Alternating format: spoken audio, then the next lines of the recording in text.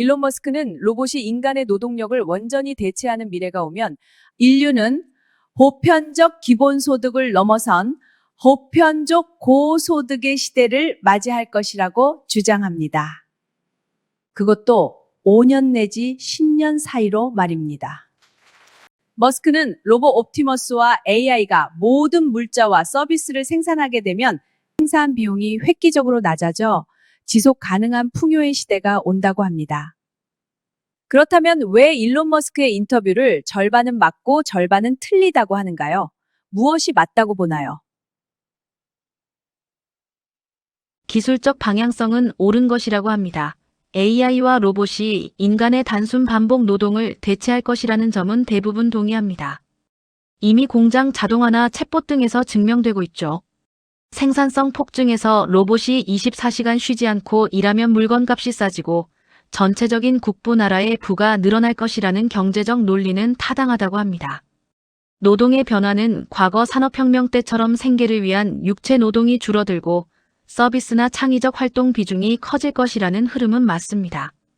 보도에 의하면 현대건설을 포함한 현대자동차 그룹에서 휴머노이드 로봇이 인간과 유사한 동작이 가능해 차체 조립이나 물류 등 기존 노동자들의 역할을 직접적으로 대체할 수 있는 로봇을 도입한다고 합니다. 그래서 노조는 이를 일자리 파괴로 인식하고 반발하고 있고요. 현대건설은 건설 현장의 위험을 줄이고 효율을 높이기 위해 이미 여러 종류의 로봇들을 운영하고 있다고 합니다. 그렇다면 무엇이 틀리다고 어렵다고 보나요? 비판적 측면을 듣고 싶습니다. 보편적 고소득의 현실성은 나라가 공짜로 큰 돈을 줄 만큼 재원을 마련하는 게 가능할까요? 로봇을 가진 기업이 그 이익을 순순히 세금으로 내놓을지, 그 과정에서 극심한 빈부격차가 생기지는 않을지가 가장 큰 숙제라고 합니다. 전력과 자원의 한계에서도 AI와 로봇을 돌리는 데는 엄청난 전력과 반도체 자원이 필요합니다. 머스크의 말처럼 모든 것이 무한히 풍요로운 상태가 되기엔 지구의 자원이 한정적이라는 지적입니다. 그리고 인간 심리와 사회 혼란은 일자리가 급격히 사라질 때 발생하는 실업대란과 사회적 박탈감을 돈 몇 푼으로 해결할 수 있을까요? 이것이 틀리다는 의론입니다. 일론 머스크의 인터뷰에 대하여 AI의 답변을 듣고 싶습니다. 저는 머스크의 주장이 기술적인 가능성 면에서는 매우 예리하지만 사회적 합의 면에서는 너무 낙관적이라고 생각합니다.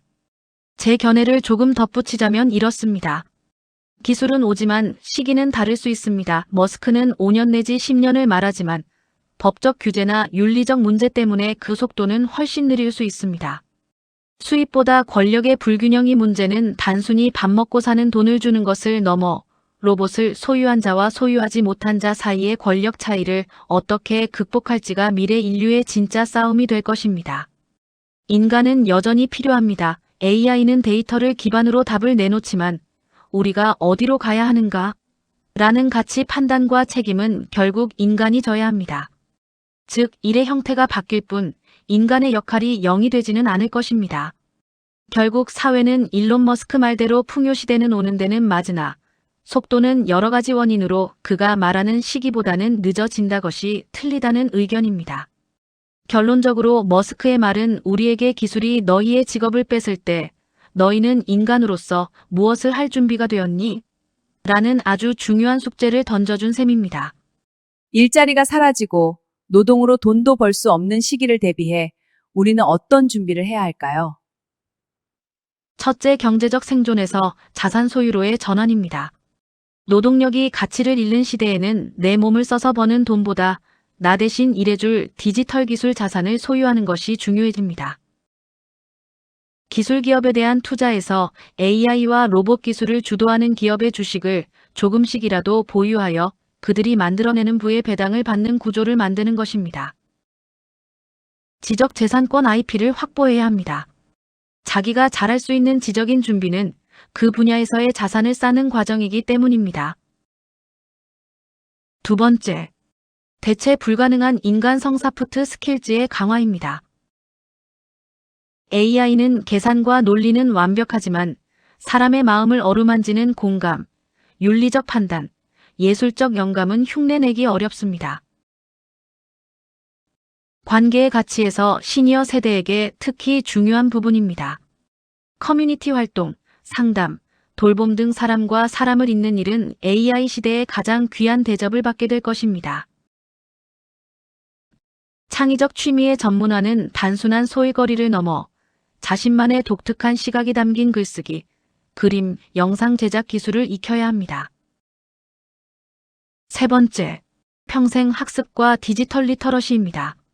로봇이 내 일자리를 뺏는다고 걱정하기보다 로봇을 부리는 주인이 되는 법을 배워야 합니다.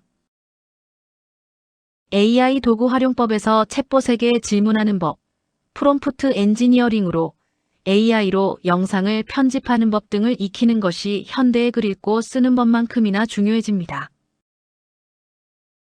유연한 사고에서 기존의 직업관학교 졸업 취업 은퇴에서 벗어나 평생 새로운 기술을 배우고 적용하는 유연함이 가장 큰 무기가 됩니다.